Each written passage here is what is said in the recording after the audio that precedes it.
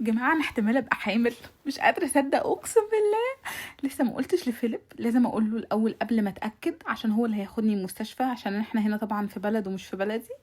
يلا نشوف رد فعله ايه. فيليب في حاجه لازم اقولها لك دلوقتي، مهمه يعني. اوكي I might be pregnant. ايه ده بجد؟ انت بهزر؟ بهزر؟ لا والله بجد. ازاي؟ والله مش بهزر بجد. مش بهزر بجد؟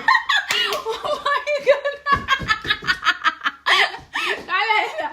لا تعالى. انا عايز ميه. ميه ايه؟ سكر ميه. انت بهزر؟ لا والله بتكلم بجد. بجد والله. بجد والله مش فيديو، بتكلم بجد. ايوه اوكي.